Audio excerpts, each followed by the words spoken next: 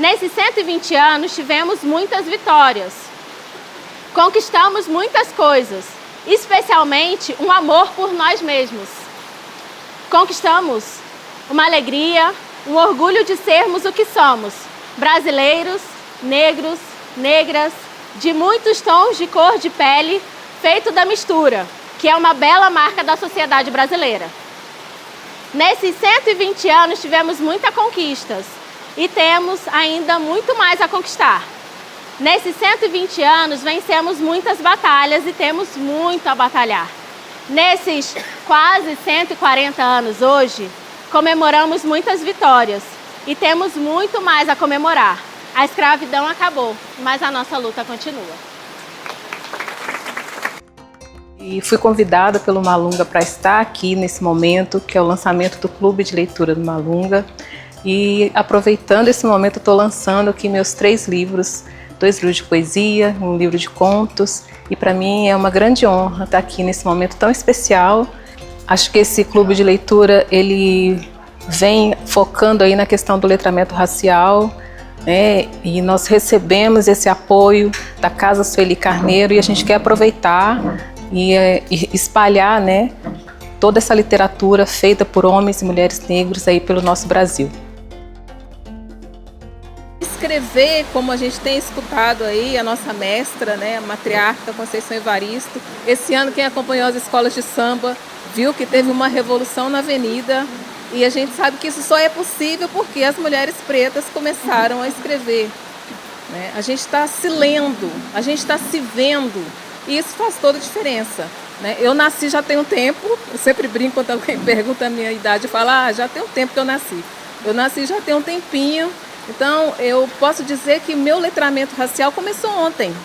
Então, eu amo ver as meninas mais jovens, né, que estão aí a todo vapor na frente, porque assim, isso para mim demorou muito. A gente não conversava sobre questão racial na minha casa. Eu sou de uma casa de mãe preta, pai preto, minha família é toda negra. Mas a gente não falava sobre o tema. A gente aprendeu a fingir que não existia o racismo. A gente sofreu o racismo e a gente fingia que não estava acontecendo nada. A gente crescemos com isso, né? Diferente das gerações de hoje. Então, meu letramento racial começou ontem. E a partir do momento que eu comecei a ler, ou seja, entrei em contato com Carolina Maria de Jesus, Conceição Evaristo foi primeiro, na verdade. Foi uma das minhas primeiras leituras.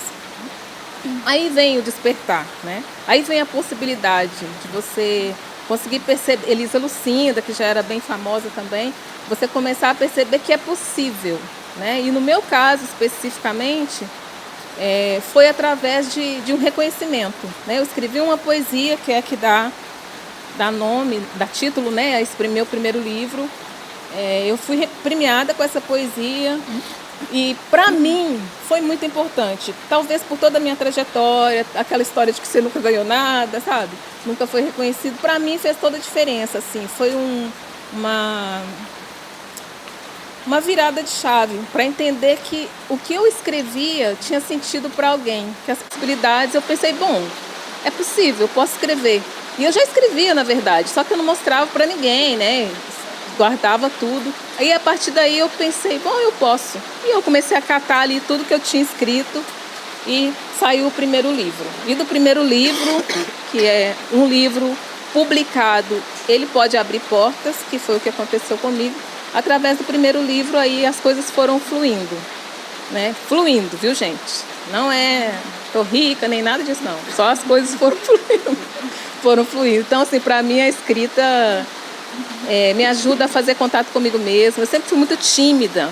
Então, ao invés de falar, eu escrevo, né? Eu coloco meu sentimento ali. Então, fez toda a diferença. E eu acho que faz diferença na vida de qualquer mulher. Por isso, é tão proibido os diários, né? Os cadernos proibidos, inclusive tem um livro com esse nome, né? Caderno Proibido, que são os diários. O diário da Carolina Maria de Jesus. Então, escrever, assim, eu super incentivo, que é um lugar de terapia e é um lugar revolucionário também. Desculpa, falei demais. Foi ótima. Boa noite, mulheres maravilhosas e nossos queridos companheiros que estão aqui presentes. Compartilho também do mesmo sentimento que a Flávia, estou tremendo. Mas estou muito feliz de estar aqui com vocês.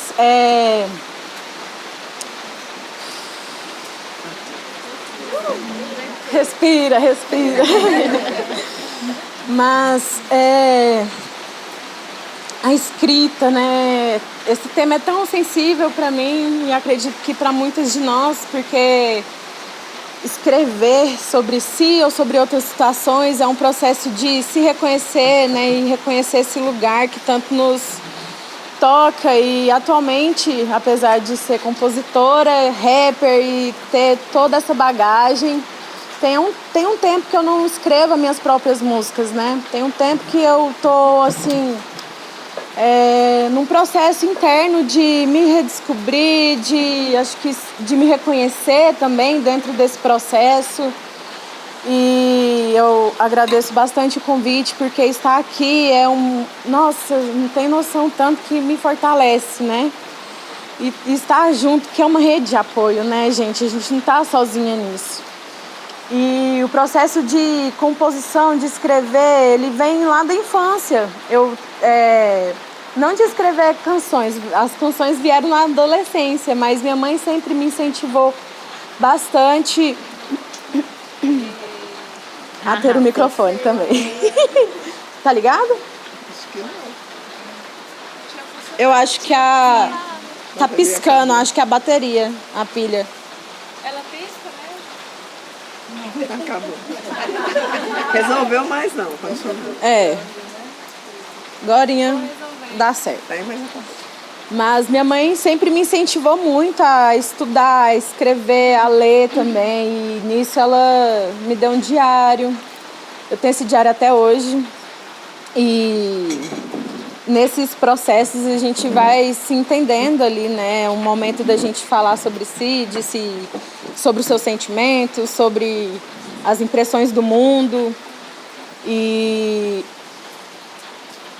depois eu lembro, antes desse diário, tô me recordando aqui que eu tenho uma mini biografia, que foi uma atividade que eu fiz na escola, de colar as fotos e escrever sobre essas fotos, né? E o quanto isso foi importante, o quanto que eu carrego isso comigo, porque é a nossa origem, né? É da onde a gente vem. E eu fiquei pensando muito sobre esse título, né? Tornar-se negro, assim. Eu sei que desde criança eu perguntava pra minha mãe e falava, por que eu não sou igual a Xuxa? Eu adorava, né? E diante desse processo de se reconhecer como uma criança, uma pessoa negra, né? Quanto que a escrita ela pode nos influenciar nisso, né?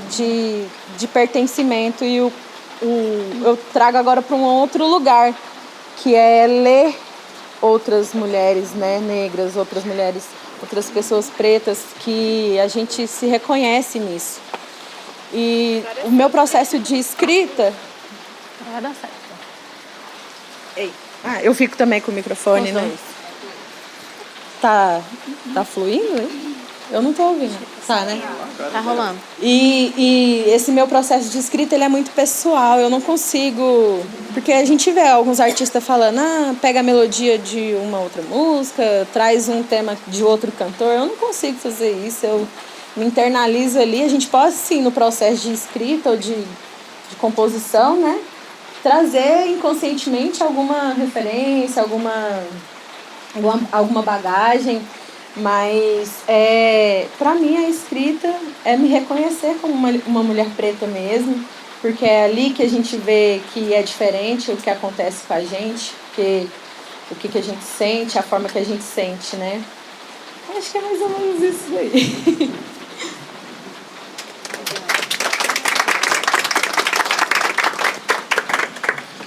Eu acho que eu falo alto, né? Eu acho que eu não preciso... Pois é. Ai, obrigada. Eu também eu me descobri poeta tem pouco tempo. Eu sempre falei que eu era compositora. Comecei também com diário.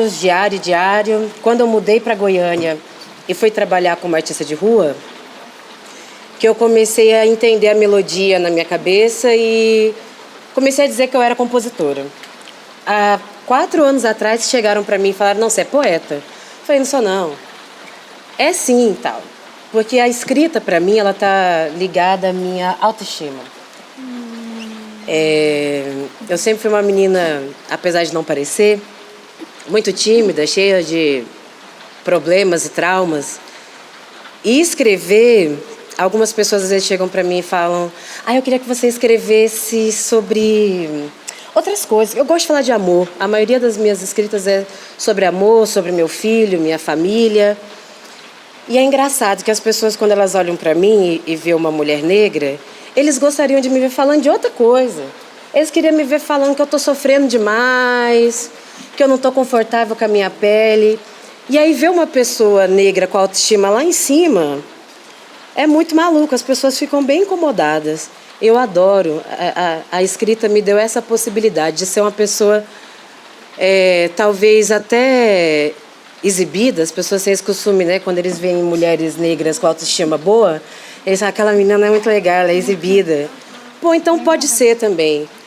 Então a minha escrita, ela está muito ligada a isso, assim, ela me deu possibilidade de, mesmo não sendo uma pessoa estudada, eu até falei para as meninas, falei, que vergonha, eu estou na frente de pessoas que eu sou fã, que eu conheço, que eu sei que são pessoas estudadas, tal. Eu vou lá falar o quê?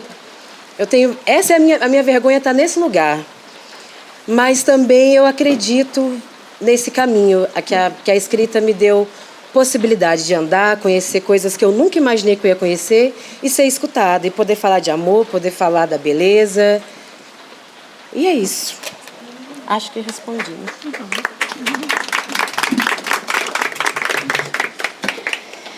Pois é. Algumas palavras me soaram muito interessantes que vocês comentaram, né? Reconhecimento. Acho que as 3 falaram de alguma maneira que a escrita passa por esse lugar de reconhecimento. Formação e autoestima. E a minha pergunta que fica é, de alguma maneira, isso foi um rompimento, um reencontro ou os dois? Entre o reconhecimento de si. Às vezes a gente precisa romper com parte da gente para a gente conseguir se reconhecer. E aí eu digo isso enquanto uma pessoa não tão tímida, que eu sempre fui muito para fora e falo muito e falo com as pessoas e não sei o quê. E às vezes as pessoas têm essa impressão de que por eu ser assim, eu sou dada para todo mundo. Só que isso não quer dizer, uma coisa não tem a ver com a outra. Eu sou muito reservada. Apesar de eu falar muito com as pessoas, eu sou muito para dentro para algumas coisas. Então, às vezes, para lidar com algumas situações, e principalmente com esse processo da escrita para mim, eu tive que romper muito. Tive que romper comigo do passado e romper com algumas partes da sociedade, né? Então, a minha pergunta é, diante disso, diante do reconhecimento e da formação de vocês, entre esse encontro, esse reencontro e esse rompimento, aonde que vocês se veem? Fez sentido? Tá. Porque às vezes eu pergunto umas coisas e parece não fazer muito sentido. Deixa eu só tirar que tá dando. Tá dando? Ok. Vou passar pra lá.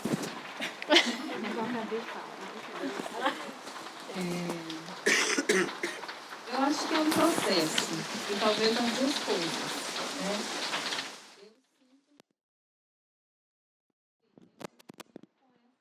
Cegueira, né? De não compreender que a gente vive num país racista, de eu ter que olhar para a minha infância, para a minha família, em alguns momentos, e entender que sim, nós sofremos racismo, que sim, a gente vive num lugar de desigualdade. Enfim, eu acho que esse foi um rompimento. E o reencontro, eu acho que o reencontro, é por isso que eu falo que é um processo. Eu acho que o reencontro está num lugar de muita profundidade que eu ainda sinto que eu estou bem na marcha. Eu acho que esse reencontro compreender, por exemplo, como eu tenho compreendido nos últimos tempos, essa questão da ancestralidade, por exemplo, né? Eu falo que a gente a vida inteira estudou que a gente não tem nada, né? Que a gente é pobre. Aí o pai morre e fala, mas não deixou nada, o pobre não deixa nada. E um dia eu estava lendo um livro da Alice Walton, que é uma autora americana, que negra, e ela escreveu Em Busca do Jardim da Minha Mãe, Em Busca do Jardim das Nossas Mães. E esse livro é incrível. E nesse momento que eu estava lendo esse livro, eu tive assim, um insight. Espera que eu não chore. Respira, Não tenho papel. Porque minha mãe e minha avó. Porque a gente vem desse lugar de muita pobreza. E essa mentalidade de que a sua família não te deixou nada. E esse dia, para mim, ficou tão claro que é uma mentira, sabe? Porque o que é o nada, né? O que tem valor, né? A gente vive nesse mundo em que se vende tudo, né? E aí parece que o que tem valor é isso, né? É dinheiro, é propriedade, né? E aí eu comecei a lembrar da minha avó. Minha avó morreu carregando coisa na cabeça, assim. Era uma mulher que não parava nunca. Ela morreu com 84 anos. E eu lembro que ela falava que eu era frouxa, porque eu não conseguia carregar nada. E aí eu lembro que eu fiz um vídeo quando eu publiquei o livro e eu falei, vó, achei uma coisa que eu consigo carregar. Sabe? Que é isso, né? O saber. Conseguir carregar o saber, conseguir carregar o conhecimento. Porque realmente o peso que ela carregava, eu não dava conta de carregar e não dou conta de carregar até hoje. E minha mãe também vem nesse lugar, né? De que o trabalho, enfim. E eu acho que nesse livro eu me encontrei isso, né? Cara, minha família tem uma riqueza que deixou pra gente, né? Tem o saber, tem os valores que é passado, né, de geração em geração. Tem essa força também de caráter, né, de trabalho. Meu pai também, aí fui resgatando, sabe? Todo mundo da minha casa tinha um saber artístico. Meu pai, ele tocava bumbo, sabe? Cada um tinha uma coisinha ali. Então, são situações que, na vivência do dia a dia e nessa sociedade tão capitalista e nesse discurso que está sempre colocando a família preta nesse lugar, né, de subalternidade, de que não tem nada, que é tudo, tudo perdido. Eu falei, não é verdade. A gente tem uma riqueza. E aí, eu estou falando da minha mãe, da minha avó. Se a gente for olhar para trás, se a gente for ir Sankofa, né, que é o nome do nosso clube de leitura aí, se a gente for ir voltando, nós somos herdeiros, né, de rainhas, de reis e rainhas. A gente sabe disso, né? Então, eu nem sei mais o que você me perguntou, porque eu perdi. Eu acho que sim, é um reencontro e também um rompimento, as duas coisas juntas. Pode repetir aí. Só para eu sintetizar aqui, eu já tenho alguma coisa em mente. Sobre reconhecimento, formação e autoestima. Se foi nesse processo de rompimento, se foi um reencontro ou se foi os dois. Bom, eu acredito também que seja um processo. Eu ainda uma jovem garota de 26 anos, ainda descobrindo muita coisa. Tem 4 anos que eu saí de casa, da casa dos meus pais, sabe? Fui viver o mundo afora, né? Como se diz. Então, há 10 anos, quando eu comecei a cantar, a escrever minhas músicas, veio nesse lugar de formação. Estava me formando ali uma adolescente, se descobrindo uma mulher negra nas lutas sociais, né? Dentro dos movimentos. E essa escrita surge nesse lugar de formação, né? E hoje eu me encontro, 10 anos depois, nesse rompimento. Acho que algo meio que isso, rompendo. Estou num processo ali de ver o que é meu e o que não é meu, né? Dentro desse processo de escrita. E isso, ao mesmo tempo que a gente vem trazendo essas questões, temos os outros lados da vida, né? Como o trabalho, a casa e as nossas próprias questões. Hoje eu estou focada em cuidar da minha saúde mental mesmo, que durante esses 10 anos de luta dentro do movimento hip hop, que, se alguém não sabe, é um movimento ainda assim muito machista, apesar de ter muitas minas, muitas mulheres que estão aí há muito tempo, né? Nessa luta, ainda assim carrega muito machismo, muito racismo também, apropriação da branquitude com o hip hop também acontece. Então, vem desse processo. Atualmente, eu estou nesse limbo de o que é meu, o que me pertence, o que é da minha comunidade, o que não faz parte disso, né? E acredito que a escrita ela pode vir nesse lugar, mas eu quero ler agora. Não quero escrever mais nada, eu quero ler primeiro para depois saber as palavras para usar, né? E é isso. Eu acho que eu precisei romper comigo mesmo. E as coisas que as pessoas esperavam de mim, ou também não esperavam. Para daí eu me encontrar e ter tido um filho também está muito ligado a isso, assim, porque eu consegui perceber algumas coisas só depois que eu tive meu filho. Não que para a gente crescer a gente precisa ter filho, não estou dizendo isso. Mas no meu caso pessoal, assim, foi um lugar onde eu consegui ver minha mãe, consegui ver minha avó e consegui entender esses caminhos que a minha mãe não pôde fazer, que minha avó não pôde fazer, a minha mãe não pôde fazer. E ela não fez. E ela sempre usou essa frase, assim, não de forma aberta, mas eu sempre tive a impressão que minha mãe não conseguiu fazer as coisas porque ela foi mãe muito jovem. E eu sempre, criança, eu escutava isso, eu não me ligava muito, eu achava isso meio... Aí, quando eu fui crescendo, eu fui entendendo que eu queria fazer o caminho da minha mãe, mas eu queria que desse certo, sabe? Eu não queria parar, olhar e falar assim, eu precisei abandonar tal coisa para que tal coisa desse certo. Então, hoje, quando eu consigo fazer coisas, consigo ocupar espaço, estar aqui, por exemplo, agora, nessa roda, com essas mulheres tão potentes, mesmo eu morrendo de vergonha e tremendo e gaguejando, eu tenho a sensação que é uma vitória para minha mãe também, para minha avó também.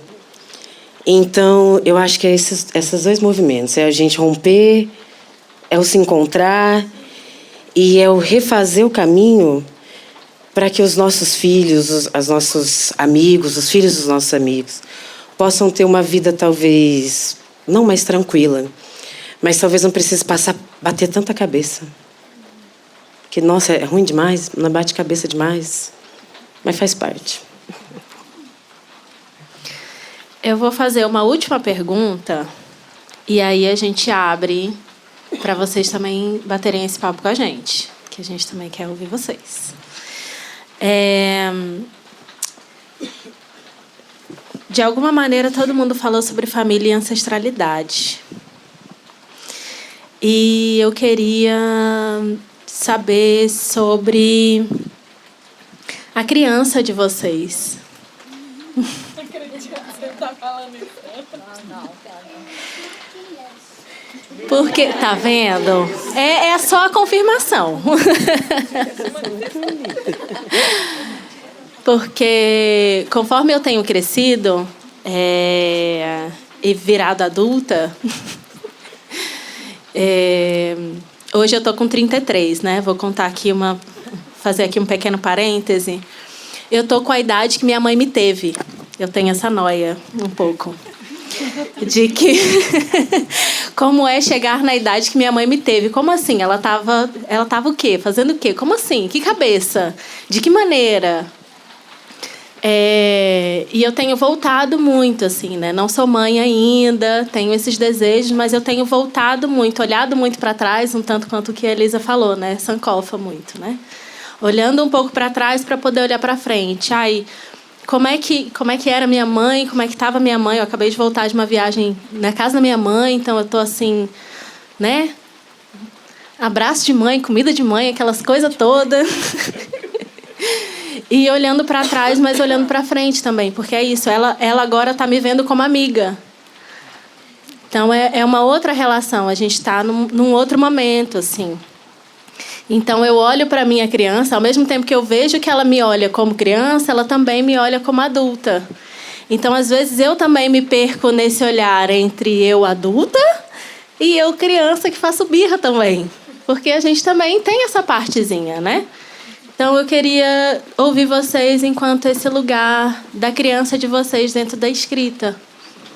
Se há esse lugar, como que há esse lugar, qual a referência a esse lugar, olhando para trás e olhando para frente também, dentro desse movimento Sankofa, que é a intenção do Clube do Livro também. Então, fica aí.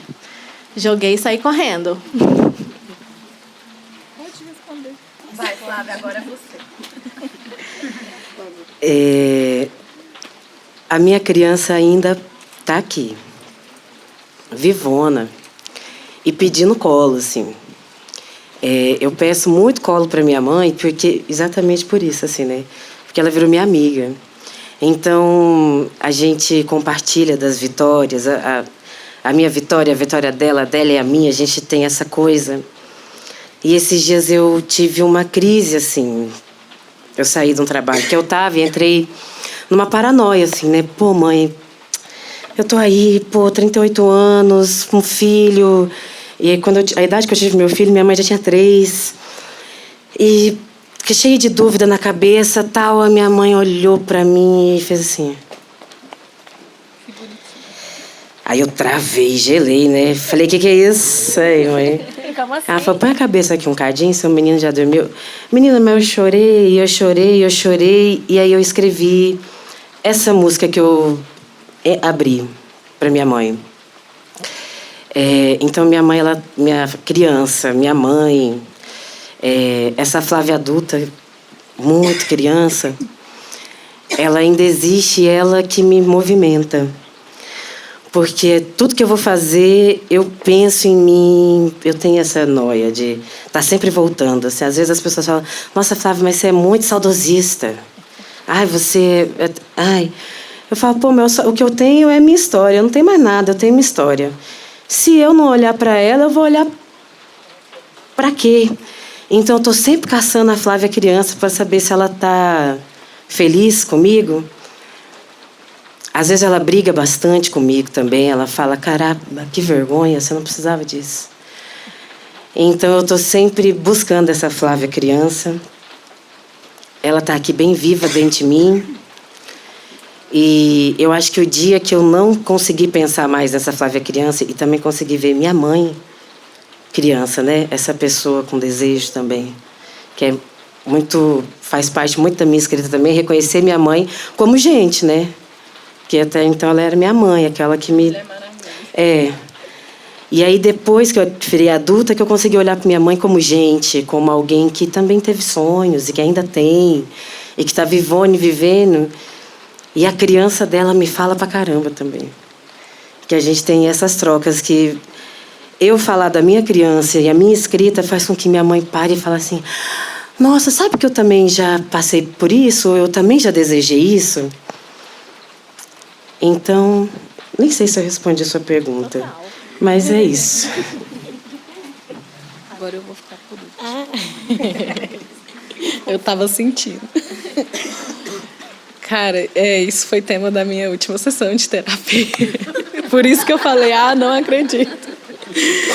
Porque eu, quando criança, eu queria muito ser adulta, assim, nossa, eu não via a hora de crescer. Eu tive uma infância, assim, complicada. Acredito que muitas de nós, né? Mas meu pai, bem retinto, vindo do interior ali de Nerópolis, criado na roça mesmo, meu avô trabalhava para fazendeiros, né? Eu acredito que vem assim de um padrão escravagista, né? Não tem lógica, mas isso não era falado e a gente até hoje não fala sobre isso, né? Minha mãe vinda do Tocantins ali também, mas era Goiás, né? Então, mas de uma pele mais clara, mas com os traços bem fortes, cabelos cacheados. Ela com um pouco mais de conhecimento, meu pai não conseguiu terminar os estudos fazendo EJA já depois adulto, né? Minha mãe, apesar de toda a dificuldade, ela conseguiu fazer um curso técnico de enfermagem. Depois, quando já tinha os 3 filhos, conseguiu fazer uma graduação. E então foi muito trabalho, meu pai um pouco mais presente, mas os 2 trabalhando. Eu sou a filha caçula de uma irmã mais velha e um irmão mais velho, né, do meio. E diante disso, eu sempre tive muito apego a outras pessoas, as pessoas do colégio, as pessoas da vizinhança. E eu sofri abusos, eu sofri violências, né? Enfim. E isso é algo que eu estou reconhecendo hoje, adulta, né? Porque, querendo fugir tanto dessa criança, eu fui, assim, de certa forma, mascarando isso durante a adolescência, né? Então, fui sempre me apegando a outras pessoas, às amizades. E nisso, eu deixei de olhar para mim. Agora, eu preciso encarar isso. Porque não tem essas amizades. Independente do lugar que a gente tiver, é a gente. A gente vai mudar, as pessoas vão mudar, os ciclos vão mudar. Às vezes, algumas pessoas podem permanecer. Às vezes, nenhuma pessoa pode permanecer. Mas quem que vai estar ali sempre é você. E hoje eu tenho que encarar essa criança. Que muitas vezes não teve o apoio, não teve o acolhimento. Então, eu estou nesse processo de cuidar dessa criança hoje, né? Que não entendia por que não era como a Xuxa, que ouvia várias piadas, e enfim, né? E hoje, tendo um pouco do letramento, né, racial,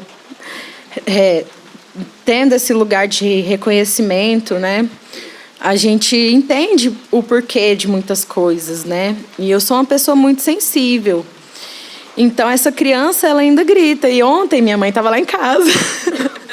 E eu chorei horrores, falando. Nossa, caramba, eu tenho 26 anos, ela é tão nova. Mas eu estou quase nos 30 já. E o meu coração ainda de uma criança que busca essa falta, esse acolhimento, que faz birra porque que as coisas não são assim, mais honestas, mais transparentes, mais verdadeiras. E essa criança ainda está aqui, né? E na conversa com a terapeuta, eu entendi que não vai suprir essa falta, né? Então, a gente não pode também pensar que um dia vai encontrar algo que vai tampar ali o buraquinho daquela criança, mas sim cuidar dessa criança que, às vezes, não pôde ser cuidada, mas não responsabilizando ninguém, enfim, mas eu posso fazer isso, né? E é eu que vou poder fazer isso. E é juntas, como acredito que todas nós passamos por tanta violência na infância, seja racial, seja violência de gênero, né? E até sexual. É juntas e é nós por nós mesmas. Desculpa tocar nesse assunto tão... Mas é isso, gente. Eu agradeço por poder falar sobre isso, né? Aqui num lugar tão seguro. E que essa criança permaneça, mas que cresça cada vez mais forte, cada vez mais segura de si mesmo, porque a gente é essa potência toda, que é aquela criança que... Ai, que menina linda! Nossa, é tão educada, tão gentil... E é isso, permanecer esse desejo, essa ambição, esse sonho de criança, mas com a força e com a coragem de todas essas mulheres que passaram por nós, que foram crianças e hoje são essas mulheres guerreiras, fortes e combatentes, que merece tanto amor, tanto carinho, tanto afeto, cuidado. E a gente proporcionar para si mesmo é grande. Às vezes a gente fica querendo, né? Que eu não quero fazer nada, quero ser cuidada, né? Mas a gente se cuidar é que vai dar espaço para outras pessoas cuidar da gente. Às vezes a gente, aquela criança, muitas vezes eu não queria quando criança ser cuidada, né? Ralou ali, não, tô bem. E é isso. E é onde a gente encontra esse rompimento com aquela postura de ser a brabona e relaxar um pouco e tá tudo bem. Tá tudo bem hoje não conseguir.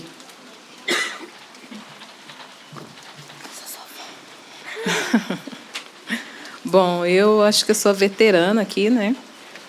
Sou mais velha que vocês todas. E tive uma infância muito difícil, né? Uma infância com muita violência. Imagino que minha mãe provavelmente recebeu muita violência da mãe dela. E minha mãe também recebia muita violência do meu pai. Então, a gente já sabe como é que funciona isso, né? Então,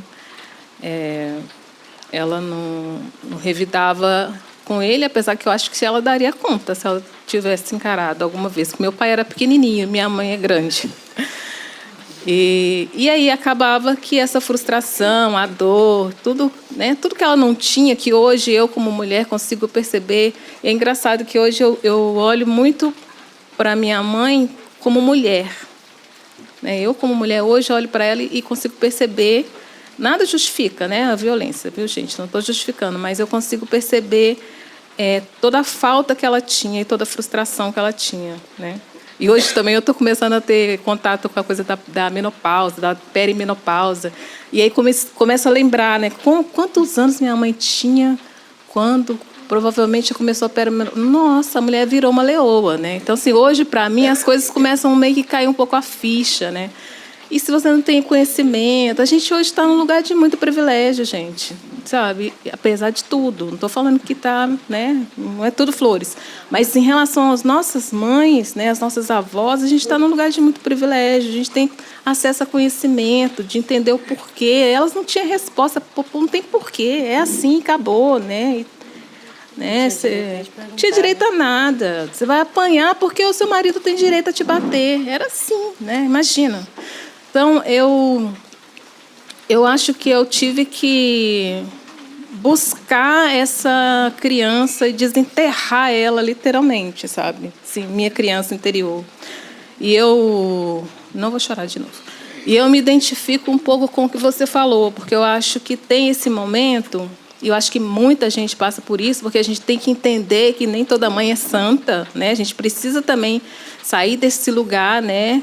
De achar que toda mãe ou todo cuidador né, responsável e é santo e é tudo. E não é verdade. Eu reconheço a minha mãe, reconheço o trabalho dela, eu amo a minha mãe, mas também reconheço que me faltou muito, né? Eu tive que me resgatar desse lugar, e aí eu acho que entra de você também encontrar essa mãe que está dentro de você. É como se você fosse mãe de você mesmo, né? Aí você entra nesse lugar de se cuidar, de autocuidado, né? De se abraçar, de se acolher. E lógico, né, que aí você vai para a comunidade e você também vai encontrar esse acolhimento. Eu hoje tenho um contato muito profundo com a minha irmã, por incrível que pareça. Minha irmã é 6 anos mais velha que eu. E a gente tem uma relação muito doida, assim, porque não era assim antes, mas hoje é. Então, assim, eu falo tudo para ela, conto tudo para ela, e às vezes até evito falar com minha mãe, porque minha mãe também está mais velha, ela é muito ansiosa. Então, por exemplo, eu vim viajar, saí debaixo de uma chuva que, olha, só com a força dos orixás. E eu não falei com minha mãe, porque eu falei, não vou falar para ela que ela vai passar mal, né? E eu falei para minha irmã. Então, assim, eu tenho uma relação muito profunda com minha irmã hoje. Mas eu acho que é esse lugar também de resgate. Então, eu acredito que a minha criança está num processo. Ó, e tudo um processo na vida, né? Eu acho que a minha criança está nesse processo, né? Ela saiu desse lugar que eu tinha enterrado ela, agora ela está assim, respirando, olhando para o céu, sonhando possibilidades, sabe? Encontrando pares ali, se reconhecendo em outras pessoas. Acho que minha criança está nesse lugar.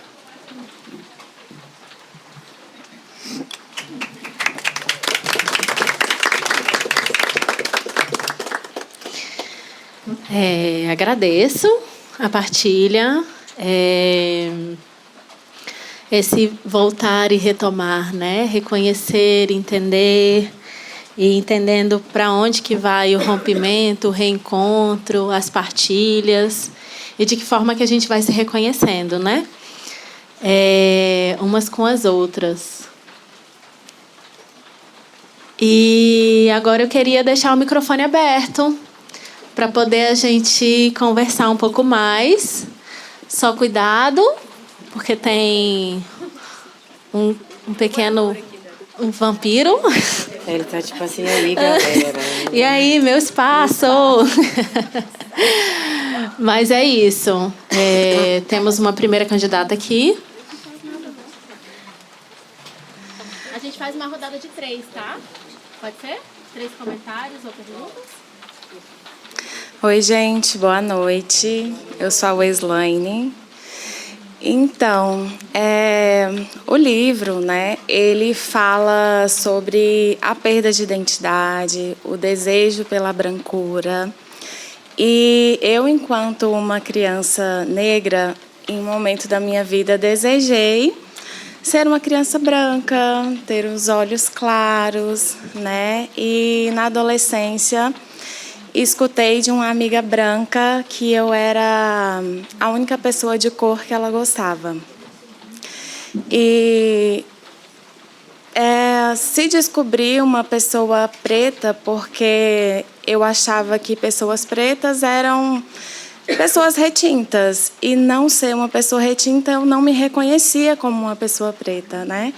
Então, me reconhecer como uma pessoa preta, construir a minha identidade, foi algo que eu acho que ainda é um processo que eu estou fazendo até hoje. E aí a minha pergunta que eu queria fazer para vocês é se isso também foi um processo que aconteceu com vocês durante a infância, esse desejo pela brancura, como é que foi para vocês construir a identidade de vocês como mulheres pretas? Eu estou aqui acompanhando um pouco da trajetória do Malunga, né? Um pouco do que eu estou acompanhando aí. Eu tive o prazer de participar da marcha do ano passado, em 2025, em Brasília, e foi maravilhoso. E assim como o clube de leitura, são elementos que é extremamente importante, né? Reafirmar o compromisso com questões sobre negritude, principalmente no contexto atual. As pessoas querem se inscrever para falar, aí perceber quem está organizando. Ela mesma. A própria. Seria eu mesmo, no caso. Aí é da próxima. Ok. Alguém mais?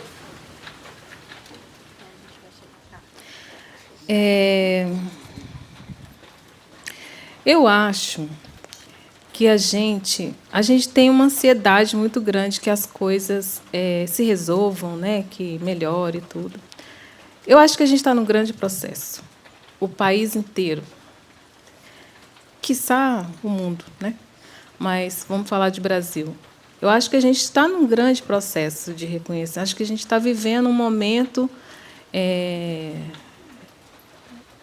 um auge, né, digamos assim, onde o tema está recorrente, o tema está nas redes sociais, está na televisão, está nas músicas, na literatura. Então, a gente está nos vídeos do YouTube. Um dia eu tive uma discussão com minha mãe e falei: mãe, mas pelo amor de Deus, a senhora não sai de frente dessa televisão, a senhora vê TV Globo, a senhora vê jornal, porque assim, não tem como você correr hoje do tema racial. E por isso que eu não tenho paciência de explicar nada para ninguém mais. Tipo assim, a não ser que seja criança. Criança, tudo bem. Se não é criança, eu já estou guardando já uns endereços do YouTube, uns escritores, sabe? E eu falo, toma, porque não tem mais paciência. A gente está com muita informação sobre isso. E eu acho que a gente tem que ter paciência, sabe? Paciência com a gente. Olha eu falando, eu não tenho muita, não. A gente tem que ter paciência com a gente mesmo, porque a gente cobra muito da gente. E a gente tem que ter paciência com o outro, porque é um processo. E o Brasil está nesse processo, né? Com certeza, eu vivi o que você está falando na minha infância também. Outro dia eu estava lembrando que a gente fala muito hoje dos influencers, né? Gente, quantas pessoas eram influencer nessa época que não tinha essa palavra? A Xuxa, por exemplo, era uma grande influencer. Todo mundo queria ser Xuxa, todo mundo queria ser Paquita. E eu vivi isso, todo mundo queria aquela botinha maldita, que minha mãe trabalhou até para me dar. Eu tive a botinha, minha mãe comprou a botinha para mim. Era influencer, né? E também tinha essa coisa, né, tem uma expressão que eles falam muito, tipo, não é o desejo mas quando você fica fascinado, né, o fascínio pela brancura, né? E gostar dos meninos brancos, e gostar do menino do olho verde, né? Essa coisa toda, eu passei também.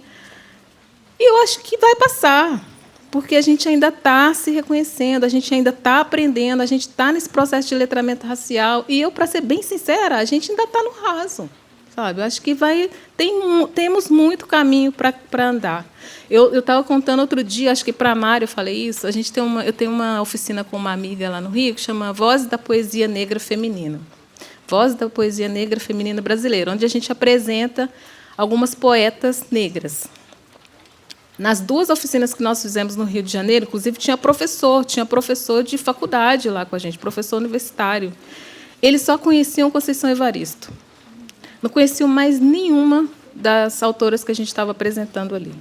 E aí eu estava falando isso para uma professora lá em Paraty, comentando dessa oficina, né, que era uma oportunidade, etc. e tal, e ela me faz essa pergunta. Mas me diz uma coisa, a oficina é aberta ou é só para pessoas negras? Aí eu falo para vocês, não tem como responder, sabe? Aí tem que mandar os vídeos, mandar uma lista de livro, e, né, uns cantores para a pessoa escutar. Porque, sério, vocês estão achando que letramento racial é só para nós? Porque é uma mulher branca. Vocês estão achando que letramento racial é só para as pessoas pretas? É isso mesmo? A gente vai ter que explicar que não é, não? Então, eu acho que é um processo. E que a gente está nele, sabe? A gente está nesse caldeirão, aprendendo, buscando, e temos ainda muito que caminhar. Eu vou dar só um recadinho antes de passar de... Eu acho que a pergunta dela ela matou muito bem. Foi? Vocês querem comentar? Eu quero. Não sei se eu quero. E aí depois quer dar um recado, não? Só complementar mesmo, contar minha experiência agora que eu já estou mais tranquila. Mas acredito que é um processo que a gente vai se encontrando em várias fases da vida. Eu também tive assim a fixação pelo Justin Bieber, não sei o quê, assim, de não reconhecer o negro como bonito, e de não me reconhecer, querer alisar o cabelo. Minha mãe nunca me incentivou, mas ela chegou a fazer isso. E aí eu vi que não tinha nada a ver comigo. E eu conheci o hip hop muito cedo. Eu acredito que foi isso que me salvou, cara. Porque eu conheci o hip hop, assim, criança, com 8, 9 anos, 10 ali, que já se entende um pouco, né, de música, assim, de estilos, gêneros, né? E aí isso foi onde eu me encontrei, e com a rua, né, com a cultura urbana mesmo, no skate. E onde foi que eu fui me reconhecendo, onde vinham muitas dúvidas.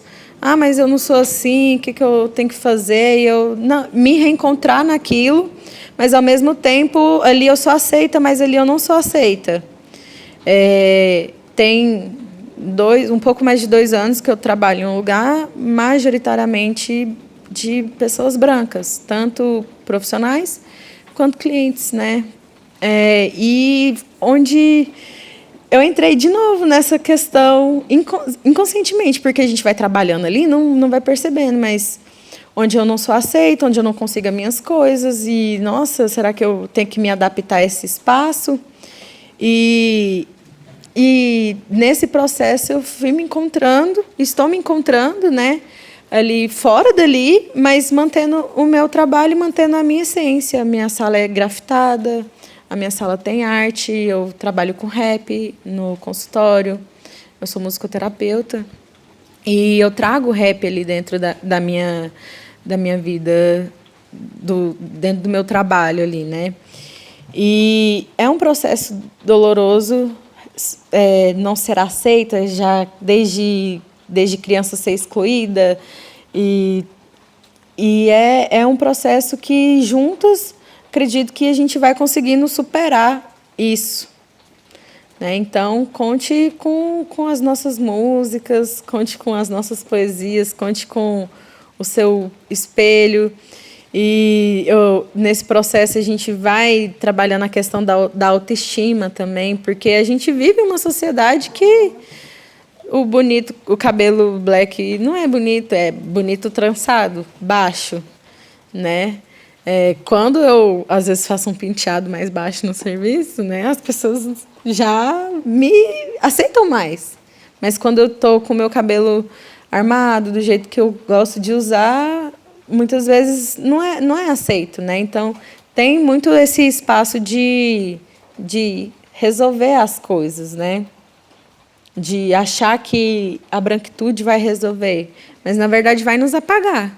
Vai nos silenciar, vai nos diminuir, porque eles nos querem ali, servindo.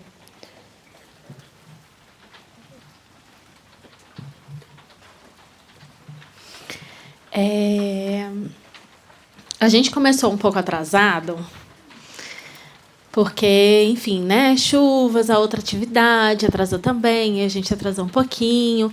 Então, o nosso tempo está um pouco curto.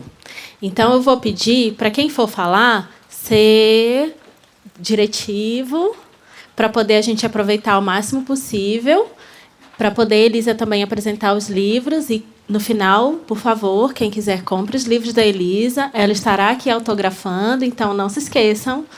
Temos um QR Code do Pix. É isso. Só isso mesmo. Vou passar para ele.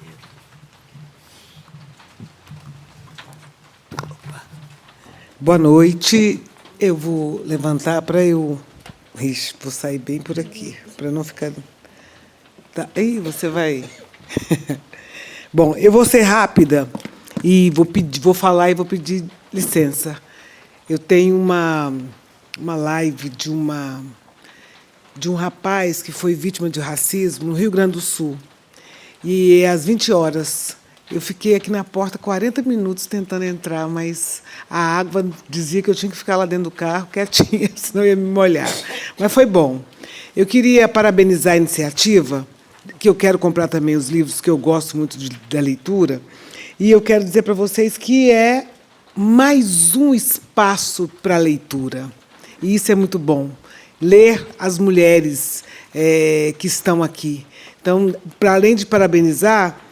E contar também que existem, numa outra faixa, eu comentei aqui, alguns outros grupos de leitura que eu faço parte, e a gente tem lido algumas pessoas, algumas mulheres. E o último livro que nós adquirimos foi Mulheres do Século Passado, organizado pela Vilma Piedade, aquela que escreveu Dororidade.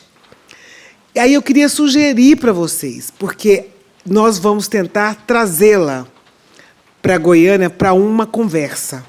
Uma coisa é você ler, né, Neuza Santos, que não está conosco mais. Uma coisa é você ler alguém e depois trazer para cá.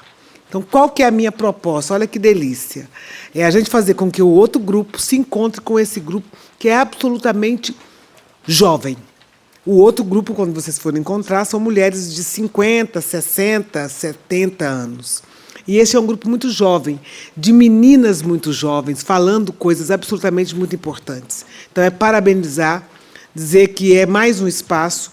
E o diferenciado dos outros era que a gente sempre marcava num lugar para tomar um café, para tomar um lanche da tarde, ou para jantar, lugares que a gente pensava sempre, para a gente poder ir, para criar também esse clima de que nós, mulheres negras do estado de Goiás, temos a possibilidade de irmos em qualquer lugar e, naquele momento, fazer uma discussão sobre leitura. As pessoas ficavam muito, uns incomodados, outros muito satisfeitos, mas a gente fazia tudo isso com muita intenção. E acho que a gente podia fazer isso. Quer dizer, para além de abraçar vocês, parabenizar, dizer que todo o movimento negro brasileiro precisa continuar conhecendo a potência de Goiás. Eu estou muito feliz com o que tem sido devolvido para o país. E saudar aqui Raimunda Montello, que foi uma das mulheres, na época em que eu era jovem, é tão bom falar isso, né? Isso é brincadeira, porque ontem eles ficaram falando um monte de coisa da nossa coisa, mas que foi candidata a governadora, não é isso?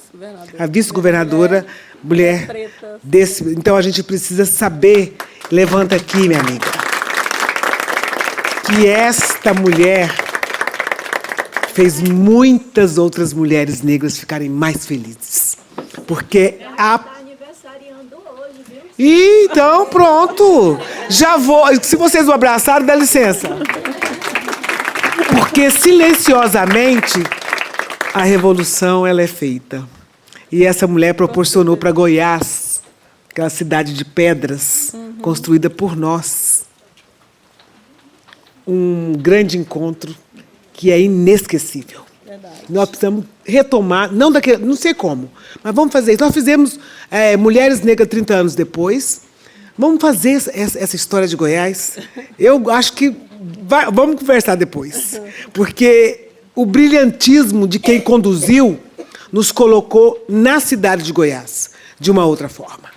E Silvani, para fechar, ela dizia assim, quando nós subimos aquela escadaria para ir num lugar que tem uma igreja, ela dizia assim, lá em cima, chorando aos prantos, eu consigo escutar o gemido do meu povo nessa cidade. É disso que nós estamos falando. Muito obrigada, parabéns. E se vocês não me verem aqui, é porque eu fui lá para a live, porque a gente precisa continuar lutando.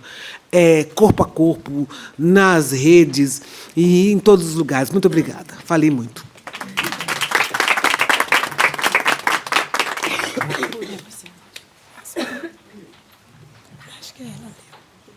Não pode falar. Boa noite a todas as pessoas. Eu sou a Dude e eu estou assim.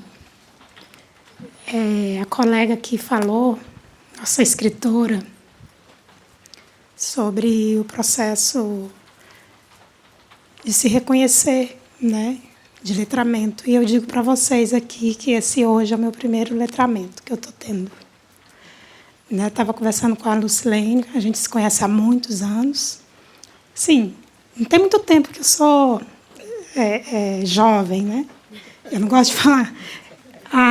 Algumas pessoas aqui me conheceram de algumas formas, né? E do meio do ano para cá eu venho tentando me achar, me encontrar. Não é nem um reencontro, né? Mas é tentando me achar. E eu achei tão incrível esse momento, né? Conheço a Soninha há muitos anos, companheira também de luta, e a Célia. E quando eu vi isso aqui, eu falei assim, tornar-se negra. Porque eu fui também, como muitas de nós, né? Vivia em ambientes de embranquecimento, né? Então, agora é a primeira vez que eu faço a minha transição capilar com consciência, né? E dizer que eu estou assim nesse processo, entendendo agora, hoje, nesse momento, o que é aquilombar, né? Porque, para mim, isso aqui hoje está sendo esse lugar, né? De aquilombamento, que é uma palavra super nova no meu vocabulário. E gostaria de contar, assim, com esse aprendizado aqui, né, desse grupo, dessa leitura, para que eu possa, assim, me tornar cada dia mais negra, né, enegrecida. E gostaria também de falar, vocês falaram sobre o autocuidado, né? Agora, nesse momento, eu falei que eu sou a Dude, né, mas eu vou me apresentar enquanto meu lugar de fala, que é como terapeuta da medicina chinesa, tradicional chinesa. E eu estive nesse processo agora com muitas reflexões com relação ao cuidado dessa mulher negra, né? O cuidado mental, o cuidado do corpo, né? E o que me despertou muito foi eu, no processo de 6 anos de atendimento na área da saúde da mulher, né, dentro da medicina chinesa, de 6 anos eu atendei apenas 2 mulheres negras nessa terapia que está bem longe da realidade de nós, né? Então, assim, isso que eu quero contar para vocês e trazer, né, desse meu lugar é entender que hoje eu estou vivendo esse processo de me tornar negra, de levar o meu conhecimento e o meu saber, né, para acessar, para dar acesso e abrir esse caminho aí também, né? E agradecer muito às mulheres Malunga, né, por esse momento, essa oportunidade, né? E hoje, sim, eu me sinto começando o processo, né? Então, talvez mais adiante eu vá conseguir falar com tanto empoderamento quanto você está trazendo, né? Então é isso. Muito obrigada.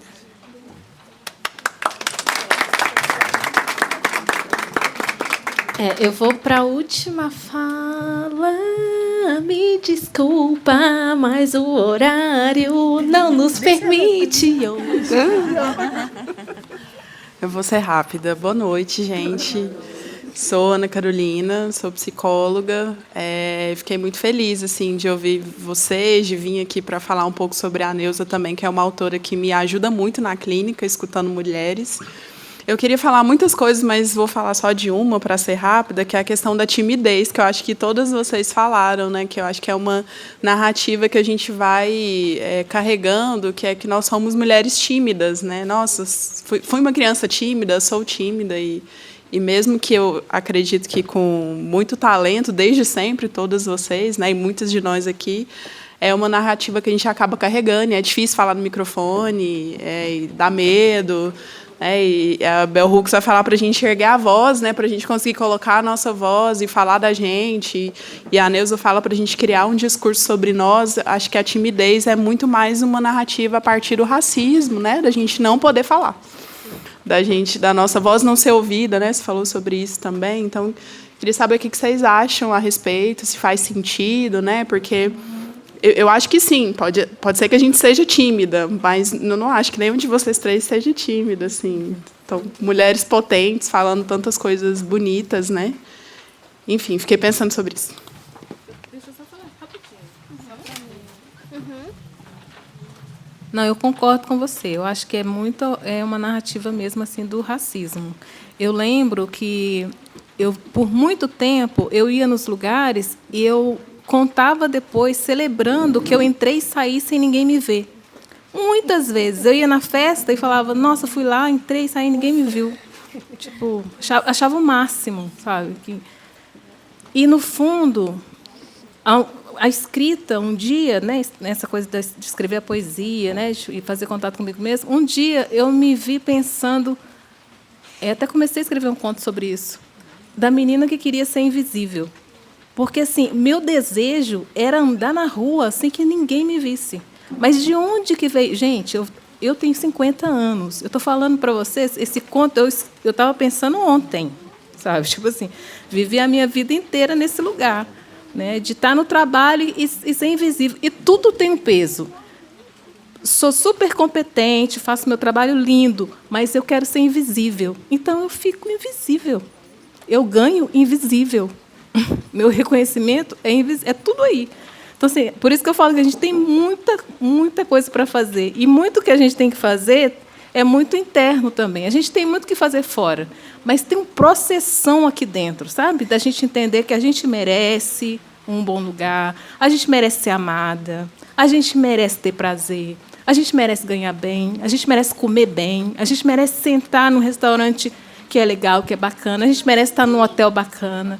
E isso é um processo aqui, ó. Claro, depois a gente também vai entrar aí no lance do capital. Mas eu estou falando na questão do merecimento, da gente entender. Porque o outro não vai chegar e vai te dar. Mas às vezes a gente quer ficar invisível, com medo dos outros também não derrubar a gente. Porque quando a gente começa a brilhar demais, sempre já tem alguém que vem Mas essa menina tá se achando muito, vamos baixar a bola dela aqui. Também, Não tá legal. também. Tem que saber gingar as estratégias. Mas, enfim, é isso. Gente, eu sei que está corrido, mas depois, em algum momento, eu queria ler um poema também. Eu acho que isso faz total sentido que você trouxe, porque hoje eu consigo fazer a minha escala, né? Eu faço a minha própria agenda e de segunda a quinta-feira eu sou uma pessoa e sexta, sábado, domingo eu sou outra pessoa. E muitas vezes as pessoas falam assim, cara, quando me conhecem, né?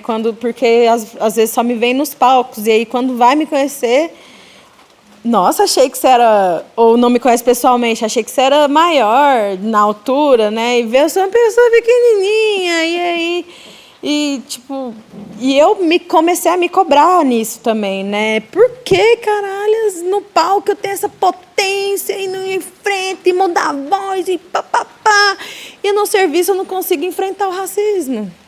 Por que que eu não consigo, eu vou me calo? Por que para falar com o dono, eu tremo, porque é um homem, um médico branco, com certeza, um médico branco que não deixa a gente nem falar, porque não dá nenhum espaço de fala. E por isso que, nesse processo, né, da terapia que estou há 1 ano, eu vi muito isso, resgatando essa criança, que muitas vezes foi silenciada, né, e que ainda hoje... quando eu estou no hip hop, as pessoas me respeitam, mas quando eu estou fora, no serviço ou na sociedade comum, eu preciso resgatar essa luz negra lá do palco.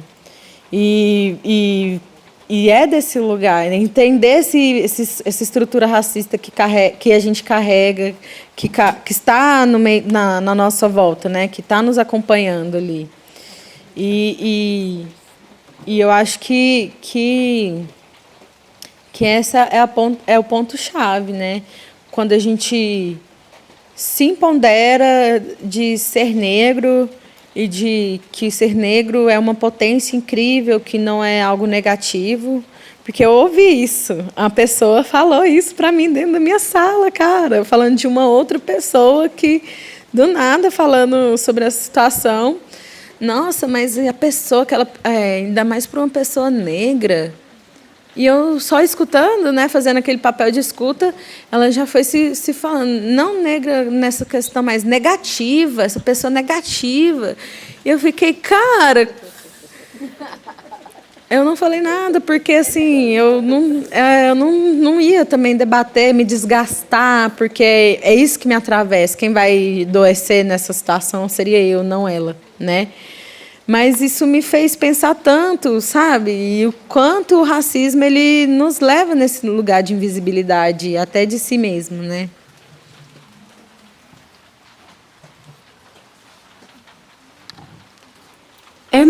Eu comecei falando, que eu já até falei. Dá raiva demais. Rapidinho, eu juro. É porque não... Eu juro. Não vai dar! É porque a gente está... Eu quero ouvir. Não, eu só queria perguntar do Luz Negra, de onde vem? Porque é muito potente. O você, nome. no seu lugar de mais potência, que é em cima do palco, se denominar Luz Negra. Assim, eu só queria arrematar com isso. Luz é meu sobrenome. Eu me chamo Jordana Luz Avelar. E Luz não veio carregando dos antepassados, assim, minha bisavó, que veio da Paraíba, fugida no navio. Eu acredito que ela... Porque depois eu fui tentar pesquisar e encontrar outras pessoas negras com esse nome, né? Não encontrei mais pessoas brancas. E aí ela carregou esse Luz com ela, né? Colocou no nome das filhas e até no nome dela, assim, também, né? Mas Luz é meu sobrenome. E aí eu, como uma grande referência à Negra Lee, né? Eu me vi ali e fui nessa junção. E aí depois que eu fui reconhecer essa potência desse nome, Luz Negra, né? E aí depois eu já trouxe para um outro lugar também, porque a luz negra ela revela o que está escondido também, né? Ali e essa não dualidade, mas essa luz e sombra, né? E que as pessoas veem como um ser de luz algo transparente, translúcido, branco, alguma coisa assim. E não, ser essa pessoa de luz, que eu sou também uma pessoa de luz, me sinto essa pessoa iluminada e que carrega toda essa negritude.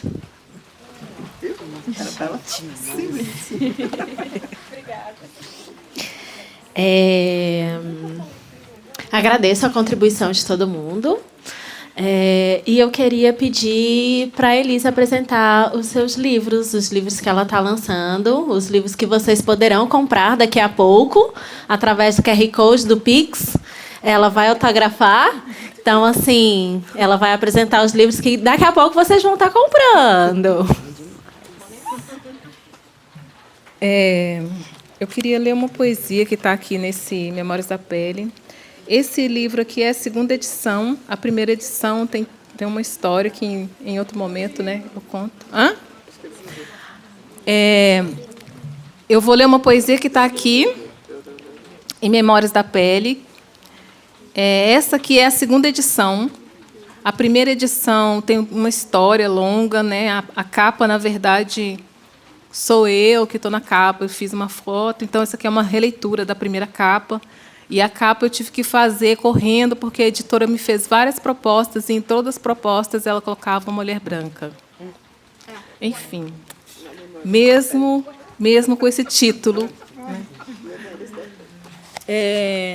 Então, esse aqui já é a 2ª edição, então está bem legal, com a apresentação. Ficou melhor, na verdade, do que o primeiro. O primeiro é isso, né? A gente vai na experiência. Então, vou ler essa poesia aqui.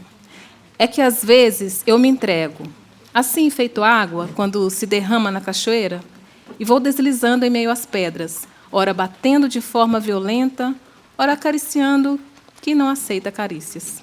Apesar de parecer que eu desço sem rumo, no fundo, desde o início, quando eu deixei a nascente, eu já sabia onde eu ia chegar.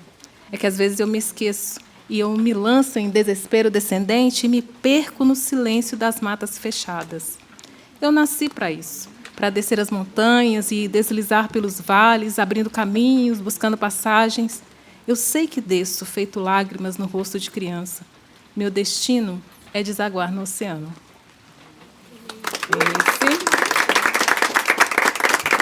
Então, tenho Memórias da Pele, que é poesia.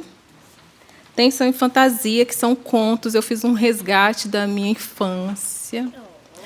Então, assim, são contos que têm coisas que, por mais estranhas, aconteceram. Só que é isso, né? Eu meio que brinquei ali com a ficção, mudei os nomes, inventei algumas coisas, mas a maioria dos contos que estão aqui são reais, são coisas que realmente aconteceram. E minha irmã me ajudou muito nisso, porque a memória dela é muito melhor que a minha, e ela ia me ajudando a lembrar dos acontecimentos.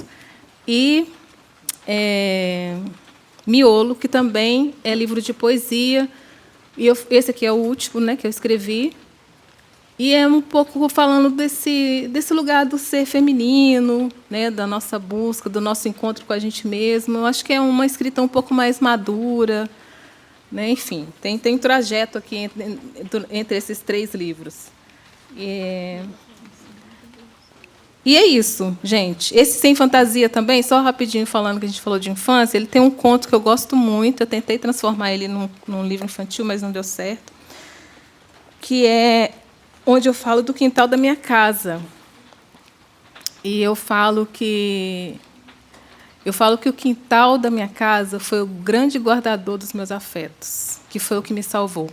Apesar de a gente tinha um quintal enorme, que hoje em dia virou fetiche quintal, né? Porque assim, quase ninguém tem quintal. Gente, como um quintal salvou minha vida. Eu brincava muito nesse quintal, brinquei muito com meu irmão, subia muito em árvores, eu amava subir nas árvores. Então, tem um conto aqui que, para mim, ele é um conto muito caro. Ele também virou uma oficina que se chama Narrativas de Quintais. E que eu realmente acho que o quintal da minha casa foi o grande guardador dos meus afetos. É um lugar que eu tenho muito carinho, sabe? Assim, e eu amo quintal. Então, se vocês tiverem um quintal, quiser me convidar para ir para casa de vocês, eu gosto muito de quintal. É isso, gente. Obrigada. Sim, vou falar sobre isso agora. Vou encerrar. Estou encerrando aqui agora. Vamos com calma, sem tumultuar. Vai dar certo. Primeiro, deixa eu agradecer. Vou fazer os agradecimentos. Vamos passar passo a passo aqui. A gente vai fazer os agradecimentos. A gente vai tirar uma foto antes de todo mundo dispersar. E aí a Luz Negra vai cantar uma música pra gente. E a Elisa vai estar ali autografando, vendendo os livros.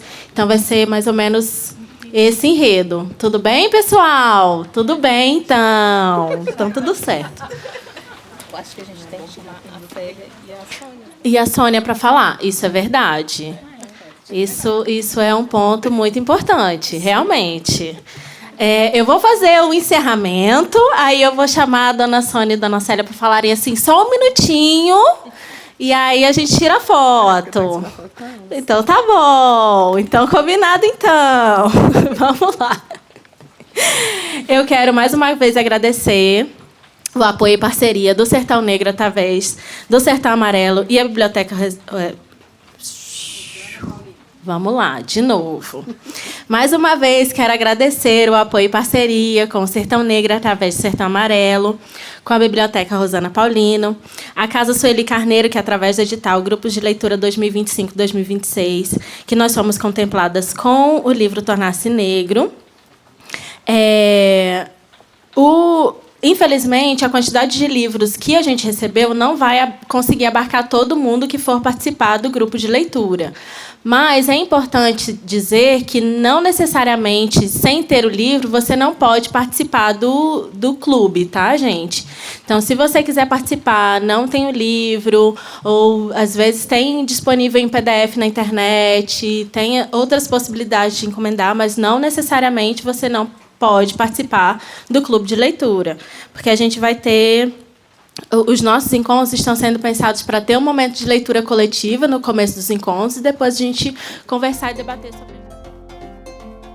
E quero deixar aqui nosso agradecimento à Casa Sueli Carneiro, a toda a equipe do Sertão Negro, que é aqui onde que a gente realizou, e toda a Malunguete, e todas as pessoas que tiveram presente. E convido vocês para acompanhar a gente no nosso Instagram. Axé.